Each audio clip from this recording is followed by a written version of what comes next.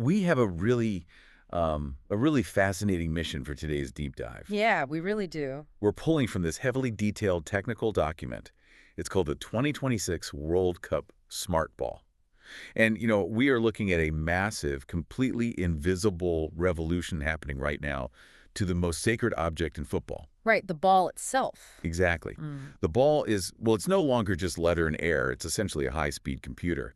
But before we get to the TRIONDA, which is this new AI-powered smart ball we'll be unpacking, I want you to just picture the folklore of the beautiful game. Oh, yeah, the mythology of it. Right. Because when we think of the absolute greatest, most legendary moments in football history, we often picture the mistakes just as vividly as the triumphs, don't we? Oh, absolutely. The imperfections are practically baked into the sport. Like, we celebrate the flaws. We really do. I mean, think about 1986. Oh, Maradona. Diego Armando Maradona leaping into the air, getting there just a fraction of a second ahead of England's goalkeeper, Peter Shilton.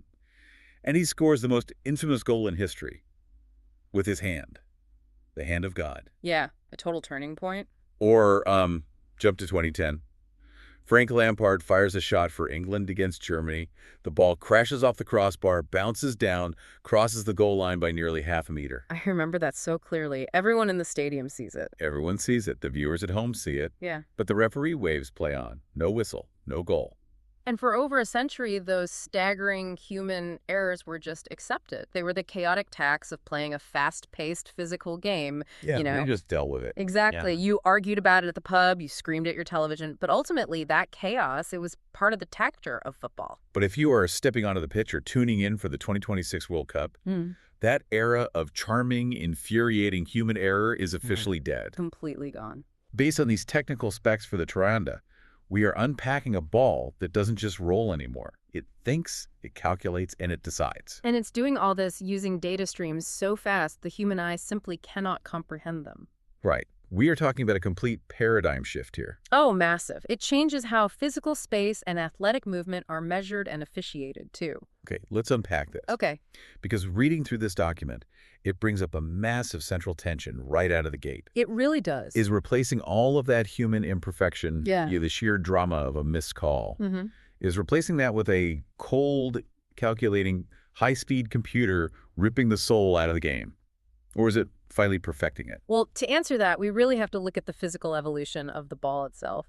We need to examine the growing pains, or I guess the engineering trauma that forced this technological leap in the first place. The trauma of the ball. I like that. Yeah, because the sport has been desperately trying to move away from an era dominated purely by unpredictable physical aerodynamics. And the ball has gone through some wild phases, hasn't it? Oh, definitely. You start with those heavy, waterlogged leather spheres in the 1930s. Right, basically medicine balls when it rained. Seriously. Then you get to the iconic black and white 1970 Telstar. But the breaking point seems to be South Africa in 2010. Ah, the Jabulani. Yes, the notorious Jabulani ball. The source material literally labels it public enemy #1 for goalkeepers. Because its trajectory was just so erratic. It was crazy. It would dip and swerve mid-flight like it was being remote controlled. But I'll push back on the negative framing here a bit. Yeah. Didn't fans secretly love the absolute chaos of the Jabulani? I mean, sure. Visually, it was wild. Right. The unpredictability made for some spectacular violent goals from way outside the box. It did. For a spectator wanting highlight reels, it was incredibly entertaining. But for the integrity of a global competition one determining the best team in the world, it was an absolute nightmare. Yeah, I guess you can't have a final decided by a fluke gust of wind. Exactly.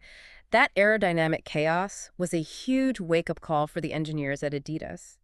They realized that tweaking physical panel shapes and just hoping for a perfect, predictable flight path had reached a scientific dead end. You can only change the leather so much. Right. The future of the equipment had to be rooted in quantifiable data.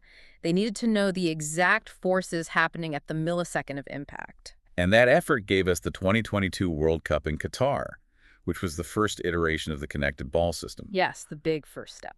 But our sources point out a glaring physical flaw with that 2022 model.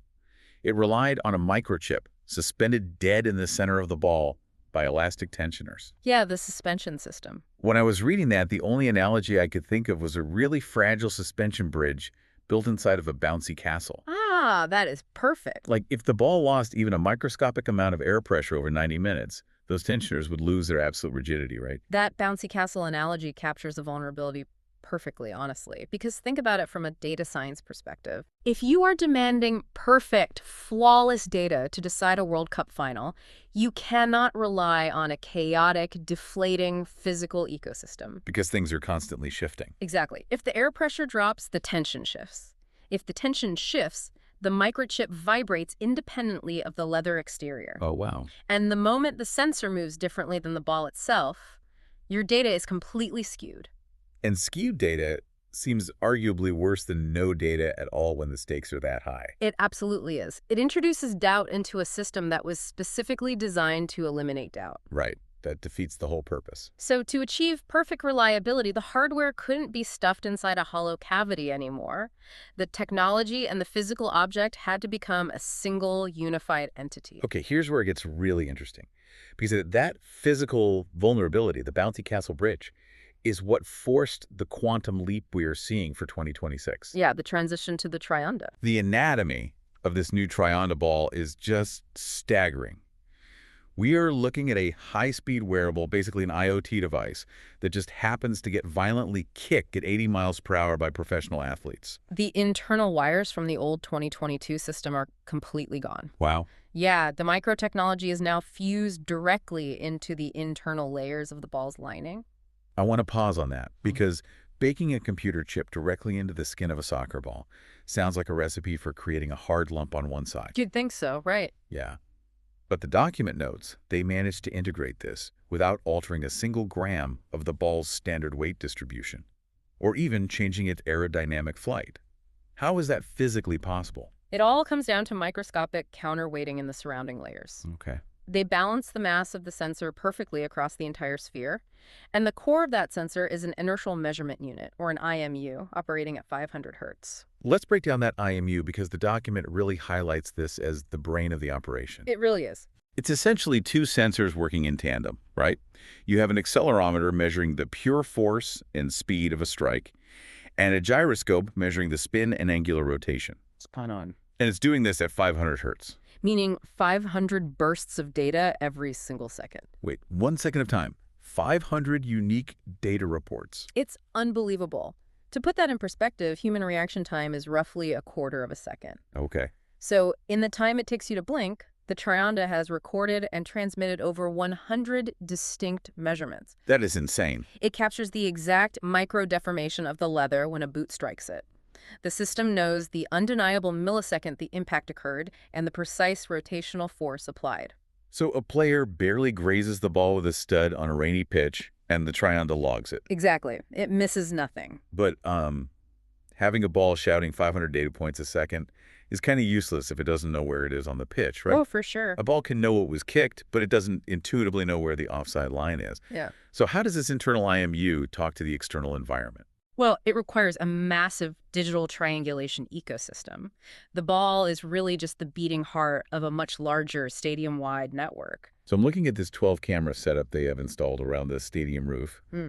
Are we basically turning a physical grass football pitch into a one-to-one real-time video game render? That is essentially the reality, yes. It is a live, digital replication of physical space. Wow. And what's fascinating here is that these 12 highly specialized cameras aren't broadcasting to television sets. They aren't for the fans. No, not at all. Their sole function is skeletal tracking. They map 29 specific data points on every single player on the pitch. So they aren't just tracking, like, a blurry dot representing a striker. No, they are mapping the position of their shoulder, their knee, the exact orientation of their toe. Oh, wait, really? Their toe? Yeah, 50 times per second. Okay, wait, let me do the math on that. Sure. The cameras are capturing bodies 50 times a second, but the ball is reporting data 500 times a second. Right. Those frame rates don't match. Like, how do you synchronize two systems running at completely different speeds?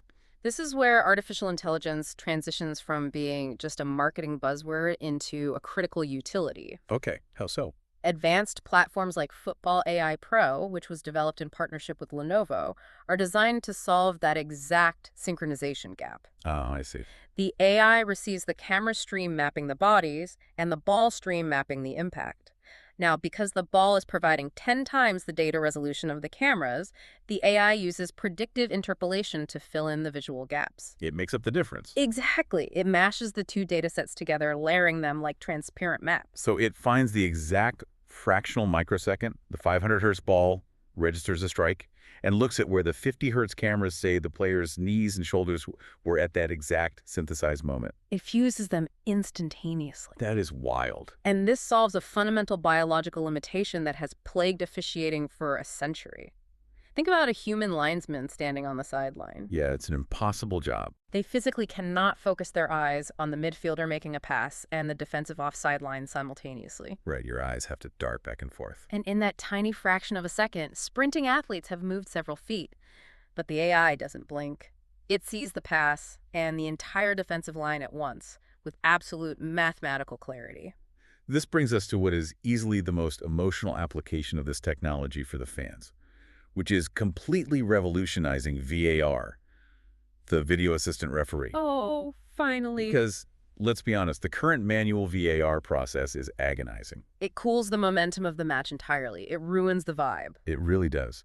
You have 80,000 people in a stadium and millions at home, sitting in dead silence for 4 minutes. Just waiting. Yeah, waiting while a referee in a booth is manually scrubbing through video frames, drawing these jagged digital lines on a pixelated screen just to see if a striker's armpit was offside. It's painful to watch. It feels like watching someone try to use MS Paint to solve a complex crime scene. That's a great way to put it. Well, the TRIONDA system automates that entire forensic headache. Thank goodness. The instant the IMU detects the impact of a forward pass, the AI automatically freezes the positions of all attackers and defenders based on that 29-point skeletal tracking. Okay.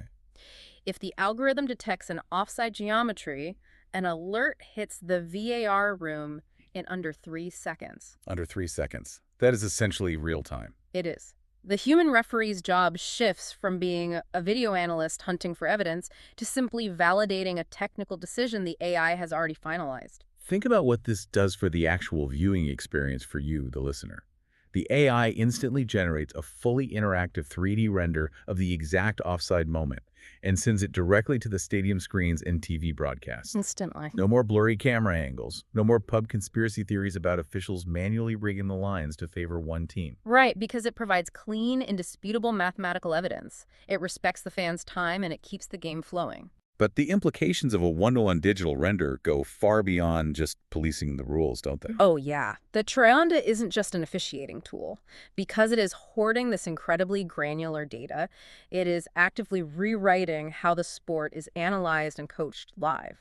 So what does this all mean for the game itself? Like, how long until viewers watching at home are second-guessing highly paid professional managers based on the live data popping up on their screen? Honestly, it's happening immediately.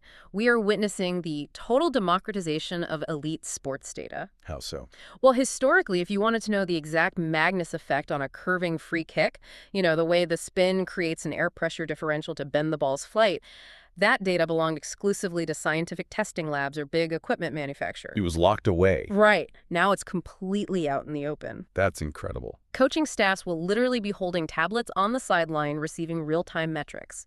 For instance, the technical document highlights a fascinating metric called switching efficiency. Switching efficiency, what is that? This is calculated by measuring the exact spin and rotational axis of the ball during long cross-field passes. So they can mathematically measure how efficiently a team is moving the ball based on whether a pass has a tight spiral versus a wobbly, inefficient rotation? Yes, exactly.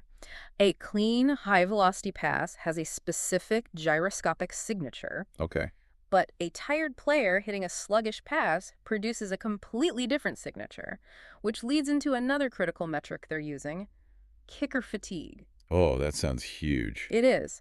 By tracking the 500 hertz impact data over 90 minutes, the AI detects the exact moment a player's striking power and spin efficiency begin to drop. Wow. So a manager will know mathematically when a midfielder's legs are gone, perhaps before the player even realizes they are fatigued themselves. And this data bleeding into the casual viewer's experience is where it gets really wild. Oh, definitely. Imagine you're watching a high-stakes free kick just outside the penalty box. The player strikes it, it bends past the wall, hits the back of the net. Beautiful goal. Right. During the replay, An AI graphic pops up on your television showing you the exact mathematical probability of that specific ball beating the goalkeeper, based purely on the Magnus effect, the spin rate, and the velocity generated by the strike. It completely shifts the viewing experience from purely emotional observation to live data science. It quantifies the magic. But that brings me to a big question. Does making everything so predictable, so perfectly measured by an algorithm, ruin the essence of football? It's a common worry. Yeah, because this is a sport built on narratives. It's a game where human imperfection is kind of the whole point. If everything is mathematically perfect, do we lose the soul of the game? It is a totally valid fear, but the conclusion drawn from the analysis in the source material is a firm no. Why not? We have to remember one fundamental truth here. Artificial intelligence doesn't kick the ball. Right. It cannot replicate the raw, split-second intuition of a goalkeeper diving in the rain. It cannot simulate the spatial genius of a perfectly weighted, no-look pass. Or the sheer physical execution required to actually bend that free kick around a wall of defenders. Exactly. Technology doesn't play the sport, it only measures it. That's a good distinction. And by measuring the game perfectly, it actually forces the human athletes to be more perfect. It removes the asterisk of human error from their achievements. The Trionda isn't arriving to destroy football. It is arriving to protect football from our own limitations as observers. So we are removing the flawed human referee to let the sheer brilliance of the human athlete shine through without any shadow of a doubt. Precisely. I love that. Well, I want to leave you with one final provocative thought to mull over, something that builds on everything we've talked about but wasn't explicitly laid out in the technical documents. Okay, let's hear it.